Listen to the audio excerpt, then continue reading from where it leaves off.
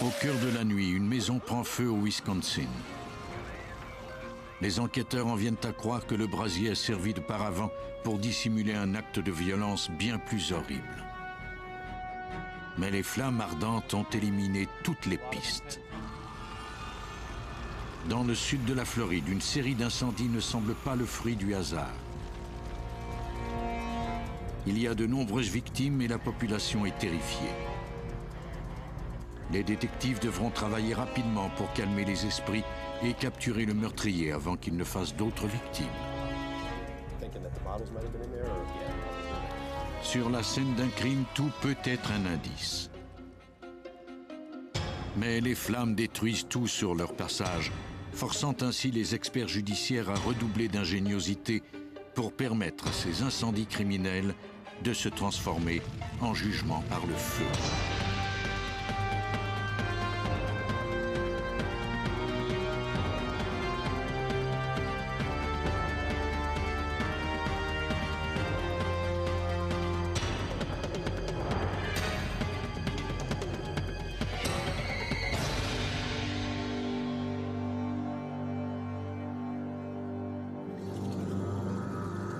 Dans cet épisode, certains noms ont été changés.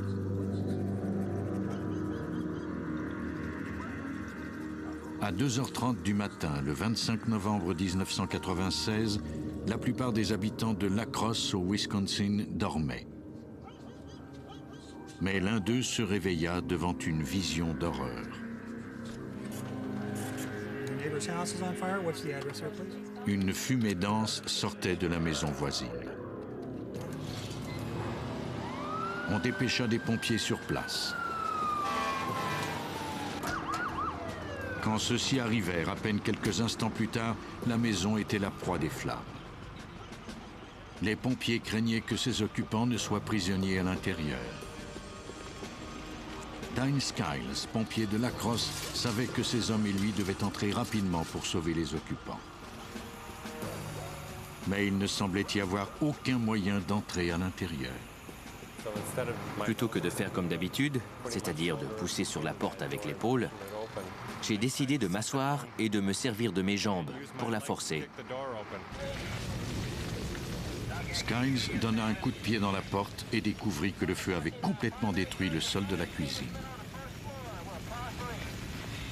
Sans trop savoir comment se diriger à l'intérieur, les pompiers comptaient les uns sur les autres pour avancer à travers les flammes à la recherche des occupants. Le pompier qui tenait la lance d'incendie nous a crié qu'il y avait une victime. Je l'ai saisi et j'ai tenté de l'emmener le plus près possible de la porte avant que je ne manque d'air.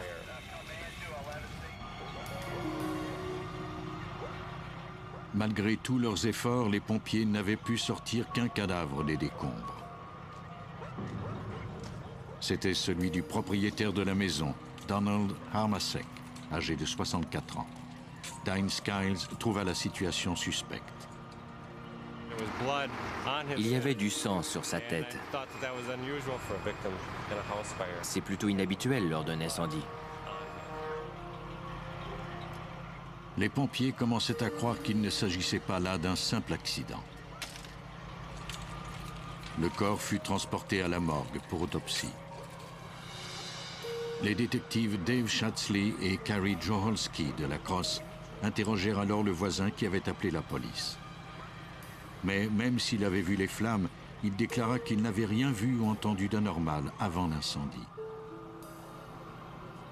Quand le service des incendies eut déclaré la maison sécuritaire, les investigateurs se mirent à l'œuvre. Le capitaine Gene Brink commença son enquête préliminaire en vue de trouver à quel endroit l'incendie avait éclaté. Lorsqu'un investigateur tente de trouver la cause d'un incendie, il examine les endroits où le feu a causé le moins de dommages et il se rendra ainsi graduellement à l'endroit où il a fait le plus de dégâts. Il y avait beaucoup de livres et de magazines dans la maison.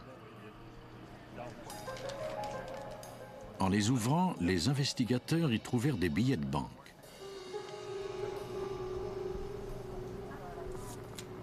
Toutefois, le porte-monnaie de la victime sur la table était vide. Au moment où les pompiers se préparaient à partir, le capitaine Brink descendit dans le sous-sol pour y inspecter les décombres à la recherche d'une explication au déclenchement de l'incendie. I want to show you why I think I'm convinced we ought to set fire here. In our investigation, Au cours de notre enquête, on a découvert que le feu s'était d'abord déclaré au sous-sol. we found C'était à cet endroit qu'il y avait le plus de dommages. À un endroit précis, sous la cuisine, une pile de magazines avait pris feu et pourtant, il n'y avait aucune chaudière à proximité. Quelqu'un avait allumé un incendie à cet endroit précis. C'était un incendie criminel. this was an arson. Les investigateurs de la Crosse allèrent vérifier ensuite tout autour de la maison. Ils devaient découvrir qui avait allumé cet incendie et pourquoi. Ils remarquèrent alors qu'une fenêtre du sous-sol était brisée. La personne responsable du feu pouvait être entrée par là. Dans la neige, un des enquêteurs remarqua une empreinte intacte de pas qui s'éloignait de la maison. Comme il faisait encore noir, il recouvrit la trace d'une poubelle de métal pour que personne ne détruise accidentellement cet indice potentiel. On autopsia la victime à l'hôpital pour anciens combattants de Madison. Le médecin légiste remarqua de profondes blessures circulaires au crâne de l'homme. Les coups qu'on lui avait portés étaient si puissants qu'ils avaient provoqué d'importantes hémorragies et lui avaient fait perdre conscience, l'empêchant ainsi d'échapper aux flammes. Les autorités devaient donc enquêter non seulement sur un incendie criminel, mais également sur un meurtre.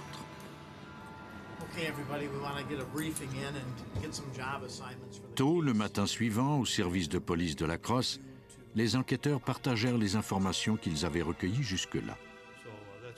Le détective Joe Donnan était l'un des enquêteurs en chef sur cette affaire. The coroner thought it was a gunshot, but then he determined later it was a blunt instrument to the head that killed Mr. Harmachek. There's a footprint on the east side of the house in snow of the first officer. Les détectives devaient maintenant examiner l'indice le plus prometteur jusque-là, la trace de pas dans la neige. Et les techniciens arrivèrent sur la scène du crime où ils firent un moulage de l'empreinte congelée. La neige, en durcissant, avait gardé jusqu'au plus petit détail de l'empreinte. On devait toutefois procéder avec le plus grand soin pour ne pas la détruire. Avant de faire le moulage, on la photographia.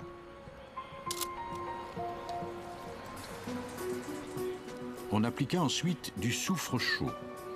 Cet élément a la propriété de se solidifier au contact du froid. Il durcit presque immédiatement, empêchant ainsi la neige de fondre avant que le moulage n'ait pris. On put ainsi conserver tous les sillons et motifs de l'empreinte de la chaussure. Le moulage fut ensuite envoyé au laboratoire judiciaire de l'État. Dans la maison, il y avait des éclaboussures de sang sur les meubles et le sol. L'expert judiciaire Nick Stalkey reconstitua le crime.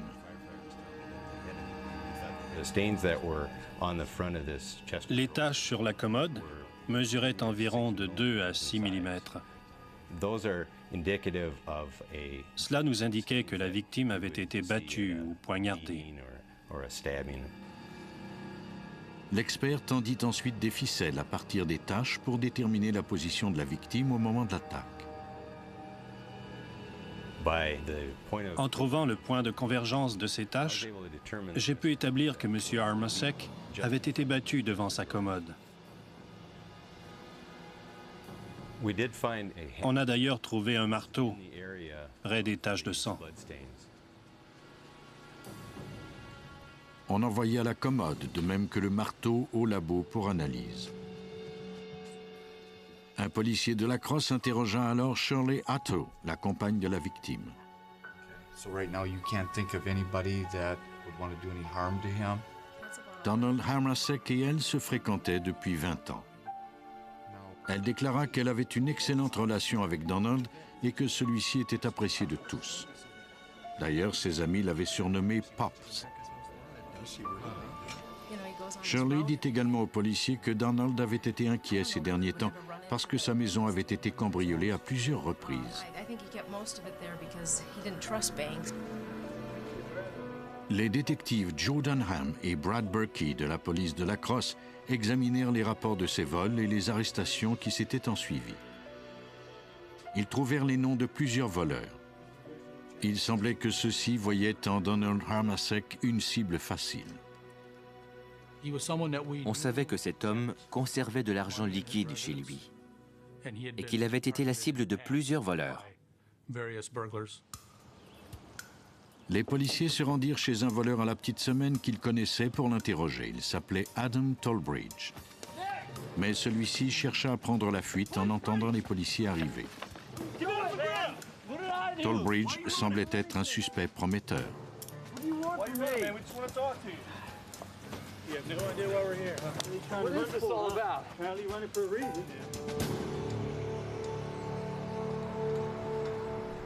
Au poste, il nia être mêlé à l'homicide de Harmasek. Il déclara qu'il avait été saisi de panique en entendant les policiers arriver et que c'était pour ça qu'il avait tenté de fuir. Il accepta de collaborer avec la police et autorisa les enquêteurs à examiner les semelles de ses chaussures de course.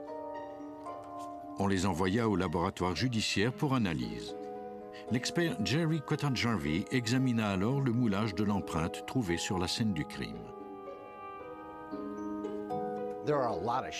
Plusieurs sortes de chaussures ont la même taille et les mêmes motifs, mais ce sont les caractéristiques uniques qui nous permettent de prouver qu'une chaussure a créé telle ou telle empreinte, comme les coupures, les bouts manquants et les traces d'usure. Il conclut que la chaussure de la scène du crime était une chaussure de course de marque Airrock. C'était le même type de chaussure que celle de Tolbridge. Mais lorsque l'expert compara le moulage à ces chaussures, il constata qu'elles n'étaient pas de la même pointure. Par conséquent, Adam Tolbridge n'était pas leur homme. Cotard-Jarvie découvrit alors un détail inusité. La trace était composée de 2 empreintes l'une par-dessus l'autre. Il en conclut qu'il n'y avait pas un, mais bien 2 suspects.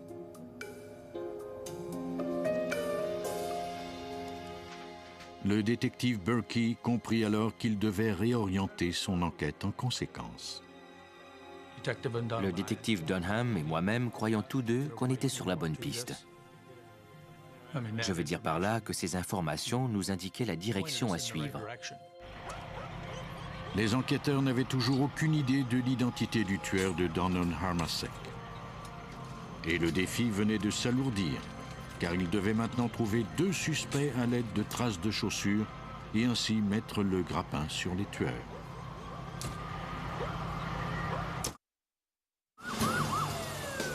Donald Harmasek, âgé de 64 ans, avait été tué et l'on avait incendié sa maison pour cacher ce meurtre.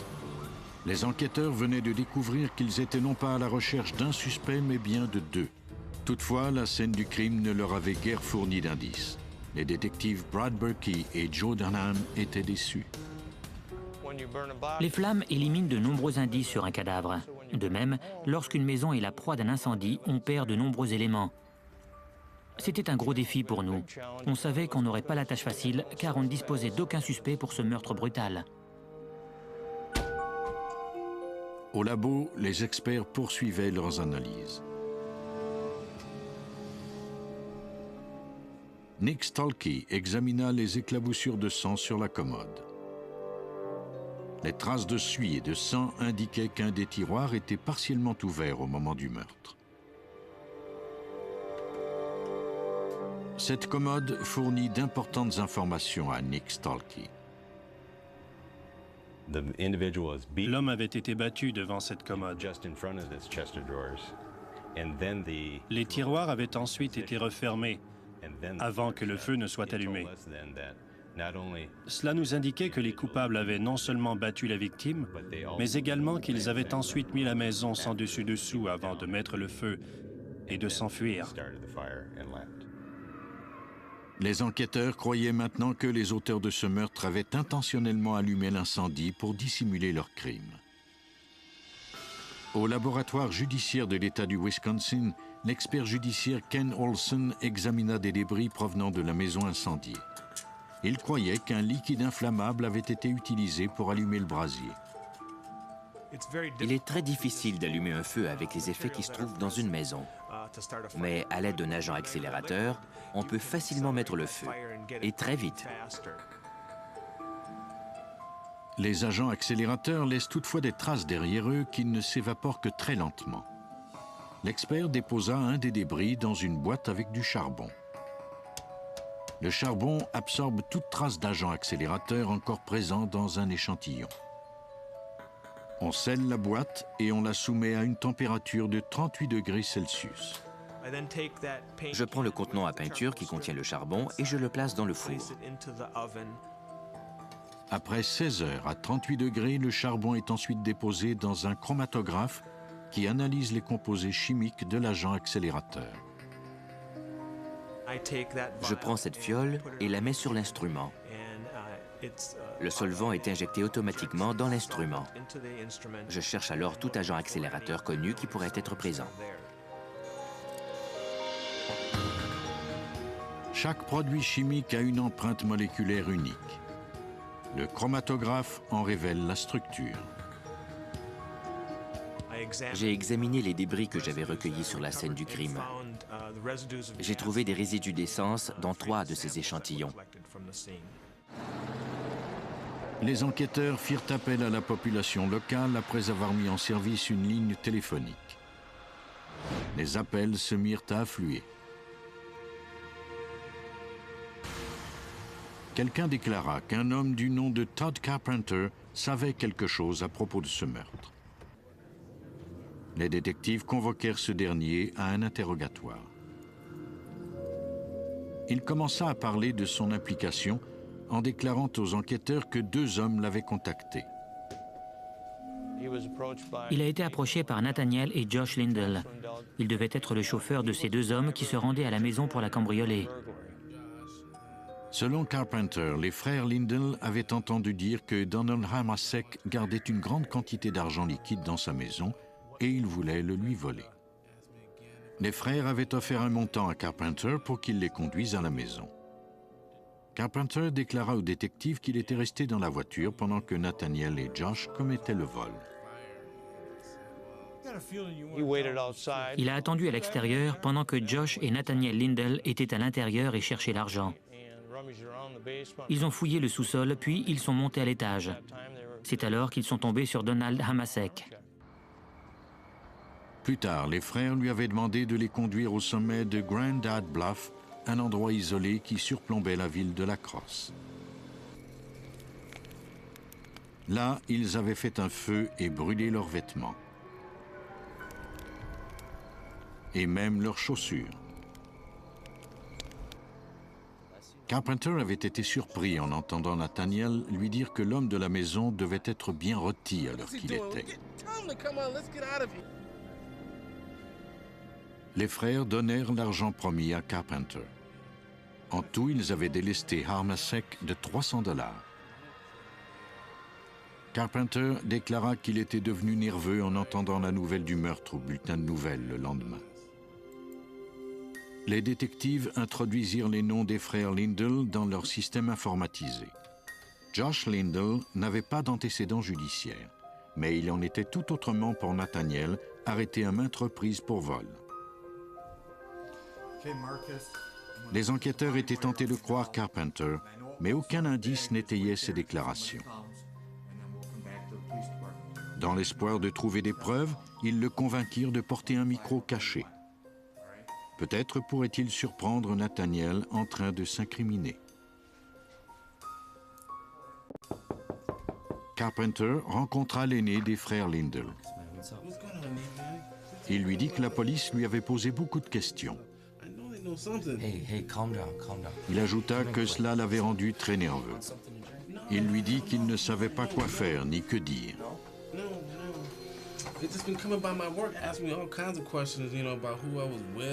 Nathaniel resta calme. Ce qu'il dit laissait voir qu'il avait une certaine connaissance du crime, mais il n'y avait rien d'incriminant. Il lui a dit de rester calme et de ne rien dire. Il disait des choses comme « Ces salauds, ils n'obtiendront rien de moi ». Les policiers étaient persuadés que Nathaniel Lindell était le cerveau de toute l'affaire, mais Malheureusement, la conversation enregistrée n'avait permis d'obtenir aucune preuve. Carpenter ne pouvant les aider, les enquêteurs espéraient qu'ils auraient plus de chance avec Josh Lindell. Il a accepté de nous parler et cela m'a surpris. Lors de sa déposition préliminaire, il a pris tout le blâme sur ses épaules. Je savais bien qu'il était mêlé à l'affaire, mais je n'aurais jamais cru qu'au cours de l'interrogatoire, il soutiendrait être le seul auteur du crime. Je croyais plutôt qu'il dirait que son frère était encore plus mêlé à l'affaire que lui. Il m'a vraiment surpris. Il éprouvait des remords et il se sentait coupable de ce qu'il avait fait. Il essayait de se racheter en nous racontant ce qui s'était passé. Mais même si Josh prenait tout le blâme sur ses épaules, les détectives voulaient qu'il parle de l'implication de son frère. Josh semblait nerveux. Il déclara qu'il n'avait jamais eu de démêlé avec la justice. Mais après plusieurs heures d'interrogatoire, il finit par tout déballer. Il déclara que Nathaniel et lui étaient entrés par effraction par la fenêtre du sous-sol. Ils avaient intentionnellement marché sur les mêmes traces pour qu'elles soient impossibles à analyser. Ils avaient trouvé Donald Hamasek dormant sur le canapé.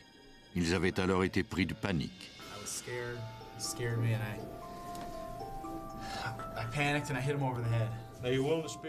Il ajouta que son frère Nathaniel avait également frappé la victime à de multiples reprises avec un marteau et l'avait laissé pour mort. Ils avaient ensuite mis le feu à la maison pour cacher leur crime. La déposition de Josh correspondait à celle de Todd Carpenter. Il s'était ensuite rendu à Grandad Bluff où Nathaniel et lui avaient brûlé leurs vêtements et détruit les indices.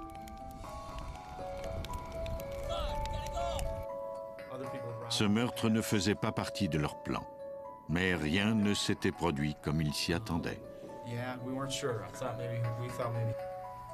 Avec les aveux de Josh, les enquêteurs disposaient de ce dont ils avaient besoin pour inculper Nathaniel d'entrer par effraction, d'incendie criminel et du meurtre de Donald Hamasek. Ils l'arrêtèrent à l'appartement qu'il partageait avec un colocataire.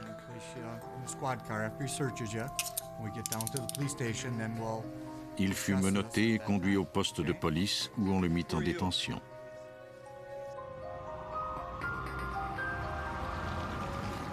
Les détectives étaient également munis d'un mandat de perquisition. Ils questionnèrent le colocataire de Nathaniel avant de se mettre à la recherche d'indices. Même si Josh disait qu'ils avaient brûlé leurs chaussures, ils en recueillirent une autre paire à l'appartement.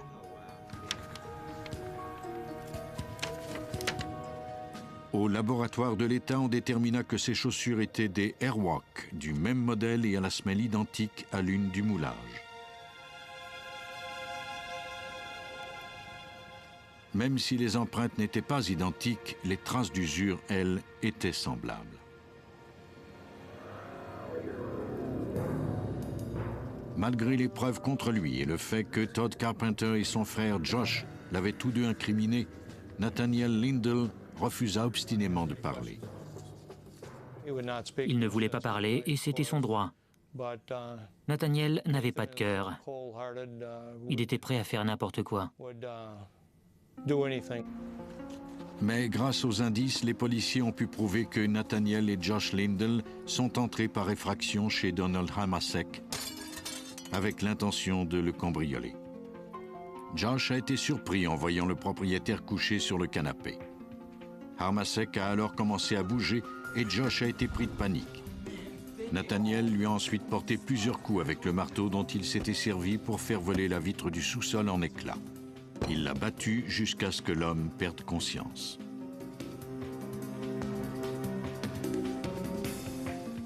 En sortant, les frères ont pris l'argent que contenait le porte-monnaie de la victime.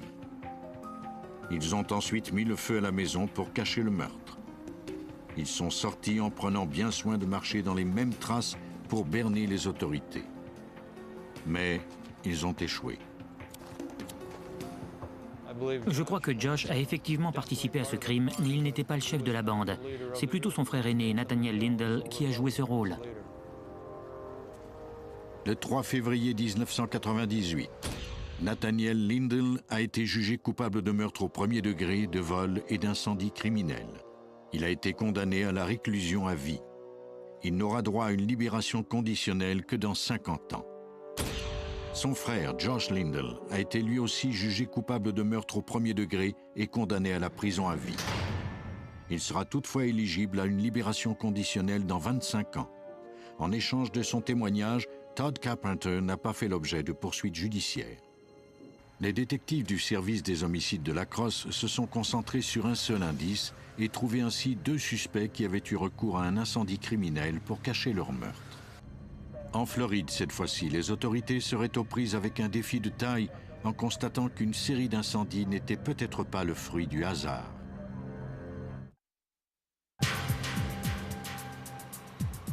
Tôt dans la matinée du 7 août 1993, à Spring Hill, en Floride, les pompiers du service des incendies d'Hernando County furent dépêchés à une résidence en proie aux flammes. Ils arrivèrent à toute vitesse à la maison de Becky Sanders, une femme de 80 ans. Mais à leur arrivée, les flammes avaient déjà détruit la majeure partie de la maison. La chaleur extrême était insupportable et les entrées étaient bloquées. Les pompiers firent l'impossible pour sauver l'occupante et sa maison. Ils mirent plusieurs heures à maîtriser les flammes.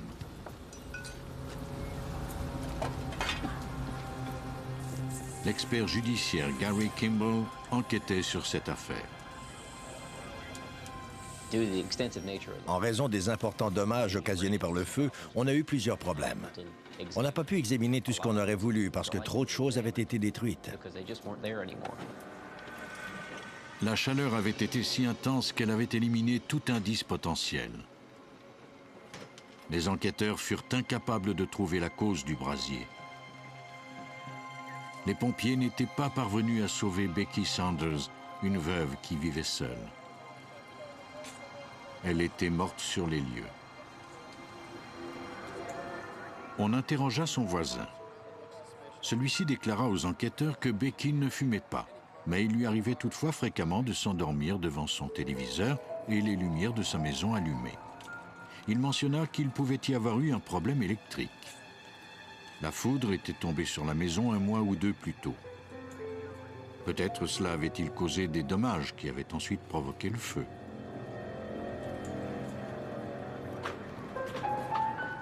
Tous les voisins de Becky la connaissaient bien et ils voulaient tous parler d'elle. Selon eux, elle était en bonne santé et autonome. Le service des incendies criminels du bureau du shérif d'Hernando était dirigé par Mike Owens. Celui-ci se mit à la recherche de réponses. Lorsqu'il constata qu'il était impossible de déterminer la cause du brasier, il dut envisager la possibilité qu'il s'agisse d'un incendie criminel. L'investigation en incendie criminel n'est pas une science exacte. On recueille des débris calcinés et l'on tente de les remettre ensemble. On essaie aussi de voir si ces meubles ont brûlé profondément ou seulement en surface. Cela nous donne des indications sur la façon dont les flammes se sont propagées. On envoya les débris recueillis dans les décombres au laboratoire pour analyse. L'expert en incendie criminel Carl Chastain se mit à la recherche de taches d'agents accélérateurs ou de résidus de produits chimiques inflammables qui auraient indiqué que cet incendie était d'origine criminelle. On a tenté de déterminer si un produit avait été utilisé pour accélérer la propagation du feu. Autrement dit, si ce feu était accidentel ou non. Nous étions à la recherche d'un agent accélérateur. Les photos attestaient que l'incendie avait progressé à partir de la chambre à coucher. Les enquêteurs devaient trouver la cause du feu, mais les indices avaient été détruits. La tâche ne serait pas facile. Dans un laboratoire judiciaire, nous devons être objectifs.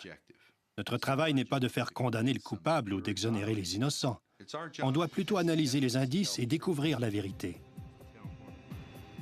Dans cette affaire, on a examiné les indices aussi minutieusement qu'on le pouvait, mais on n'a pas pu déterminer qu'il y avait eu présence d'agents accélérateurs dans les échantillons. Au bureau du médecin légiste, on examina la dépouille. Bien qu'il y eut une importante quantité de monoxyde de carbone dans son sang, ce qui indiquait que la victime avait inhalé de la fumée, Valerie Rao n'était pas convaincue qu'il y en ait eu assez pour la faire suffoquer.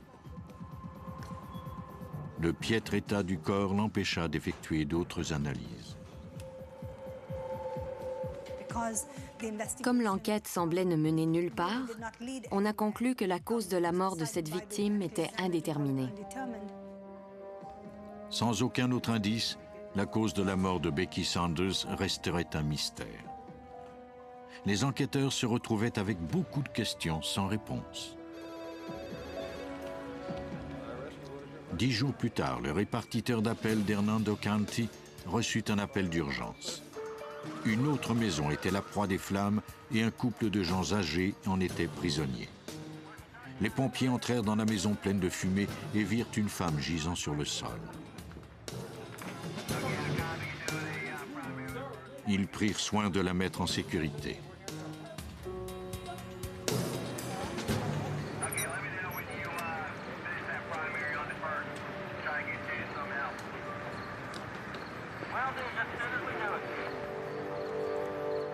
Un homme était prisonnier des flammes à l'arrière de la maison. Il s'était évanoui. Les deux victimes, monsieur et madame Ted Burton, étaient un couple de gens âgés à la santé précaire. Ils furent envoyés d'urgence à l'hôpital. Le superviseur et expert judiciaire Russ Nuttall mena son enquête. Quelqu'un était entré par effraction et avait battu cette femme âgée. Son mari, qui avait tout entendu de la chambre à coucher, était venu dans la pièce. Il a été battu à son tour. Ensuite, les intrus ont tenté de mettre le feu au rideau avant de prendre la fuite. L'incendie n'avait pas duré longtemps. On envoya un chien renifleur dans la maison.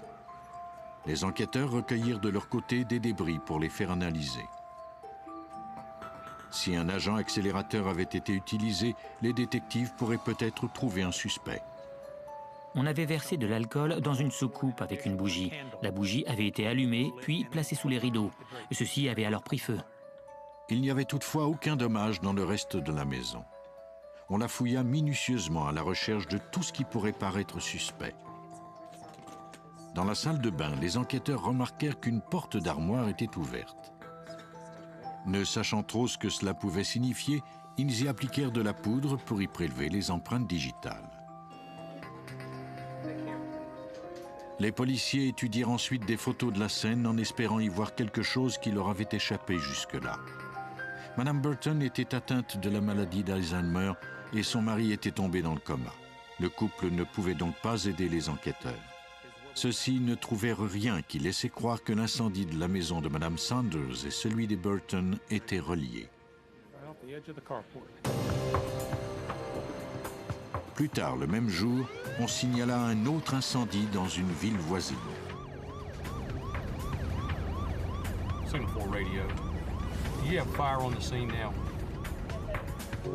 On a appris qu'un incendie s'était déclaré à Brook Ridge. Une fois encore, cet incendie avait atteint de telles températures que tout ce qui se trouvait dans la chambre était tombé à l'étage inférieur. Tout comme la première victime, Monique Jenkins, âgée de 70 ans, avait été trouvée dans son lit. Son corps était brûlé au point où il était impossible de la reconnaître. Et comme dans le cas précédent, une porte d'armoire était ouverte dans la salle de bain. Cette fois encore, la plupart des indices avaient été détruits, mais les enquêteurs recueillirent ce qu'ils purent des décombres fumants. Le corps était brûlé et rendait l'identification visuelle impossible. Lors de l'autopsie, le médecin légiste fut incapable de trouver la cause de la mort de cette femme.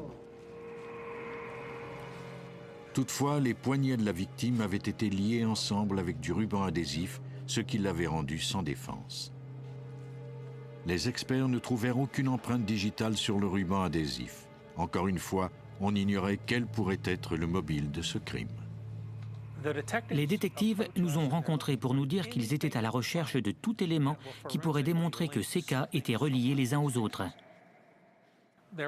Ils voulaient savoir si on avait trouvé des micro-indices, si on disposait de l'agent accélérateur utilisé ou de tout autre indice qui leur indiquerait quelle direction prendre.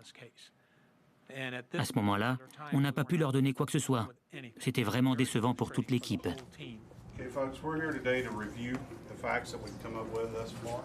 Les détectives comparèrent les indices recueillis sur les scènes des 3 incendies en espérant trouver un lien entre les cas.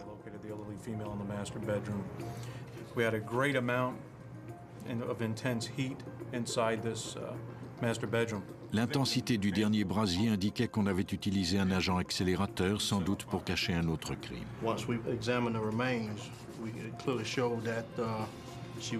Had been duct taped with her hands clearly duct taped behind her back. So that's really the first indication that we're dealing with something other than accidental fires.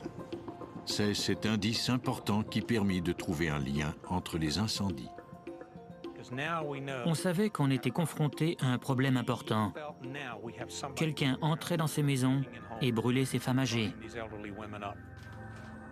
La police suivit plusieurs pistes, mais aucune d'elles ne menait quelque part. Puis, un peu plus tard, inquiet, un homme se rendit chez sa voisine, Rita Talbot, qu'il n'avait pas vue depuis quelques jours. La galerie avant de sa maison était jonchée de journaux qui n'avaient pas été ramassés.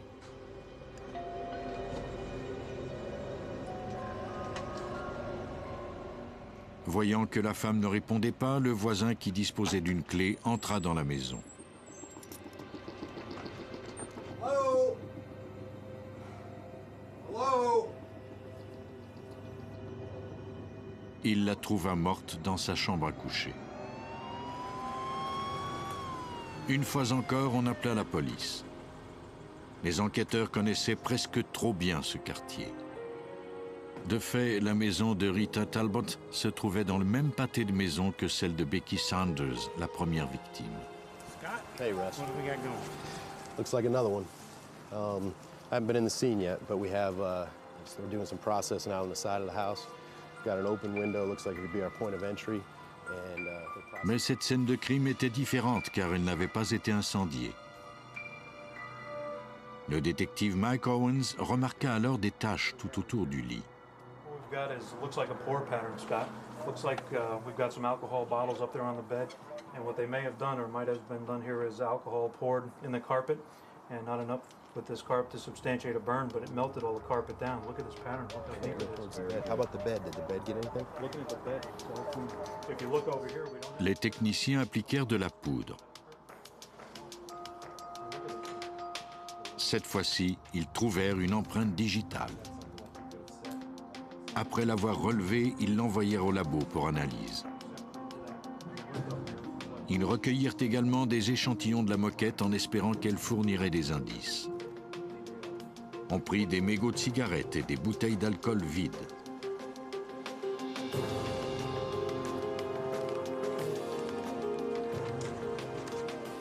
Après plusieurs semaines frustrantes, cette tragique scène de crime avait fourni de nombreux indices. Maintenant, les enquêteurs comptaient sur la criminalistique pour trouver le meurtrier. Depuis près de 2 mois, les détectives étaient à la recherche d'un meurtrier qui semait la panique dans un quartier paisible de Floride. Sur la dernière scène de crime, la police avait trouvé de nombreux indices, dont une empreinte digitale. On espérait qu'elle mènerait à un suspect. Le détective Scott Bierweiler était d'avis que la découverte de cet indice était particulièrement importante. Les maisons des autres victimes avaient été incendiées. De nombreux indices avaient ainsi été détruits. On n'avait guère eu de chance d'en trouver. Cette découverte était donc très encourageante pour nous, car on croyait que ce cas était vraisemblablement relié aux autres. Si nous avions des indices à recueillir, c'était certainement dans cette maison qu'on pourrait les trouver. On préleva des empreintes de doigts sur le véhicule garé dans le garage de la dernière victime.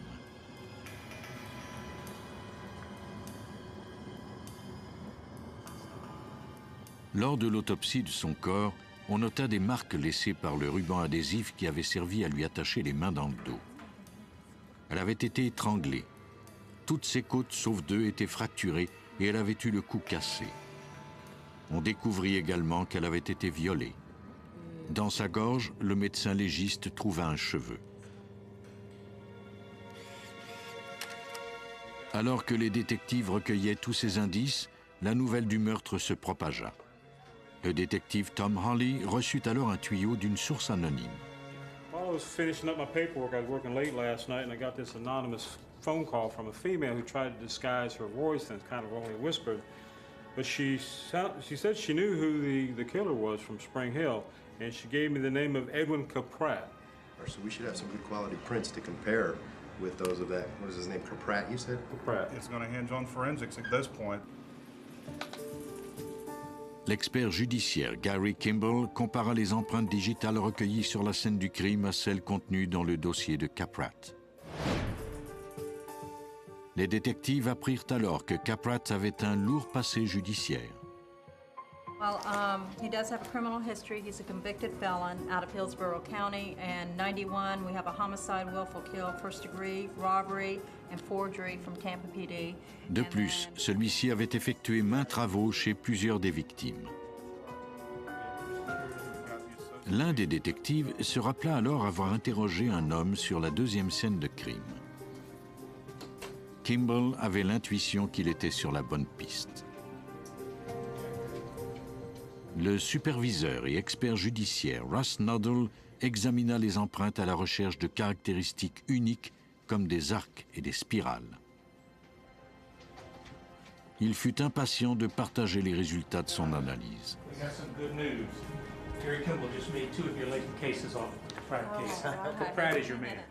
Toutefois, comme Caprat était homme à tout faire et qu'il avait travaillé pour plusieurs des victimes, il pouvait facilement justifier la présence de ces empreintes chez elles. On devait poursuivre l'enquête.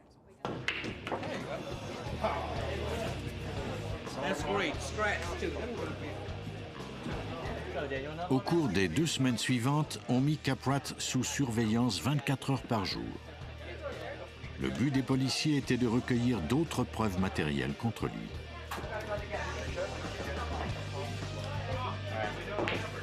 Après que le suspect eut quitté un bar, les détectives recueillirent un de ses mégots de cigarettes en espérant que son ADN était identique à celui des mégots trouvés sur la scène du crime et du cheveu prélevé dans la gorge de la victime.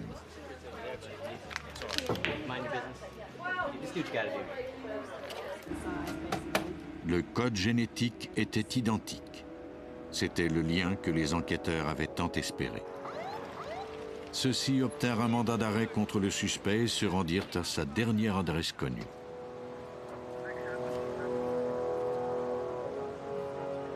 Michael Caprat fut mis en état d'arrestation pour tentative d'incendie criminel et pour le meurtre de Rita Talbot.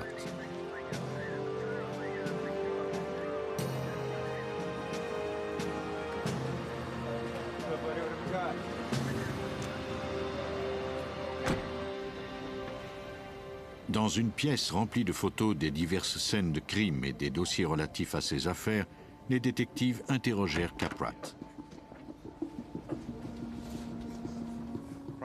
On savait que c'était notre homme avant même de l'interroger. On a donc joué le grand jeu. Le détective Douglas et moi-même avons pris l'approche du bon et du méchant détective. Au début, il nia tout en bloc. Mais mis devant les faits, il passa aux aveux. Une fois l'interrogatoire en cours, on n'était plus capable de le faire taire. Il parlait et parlait et parlait.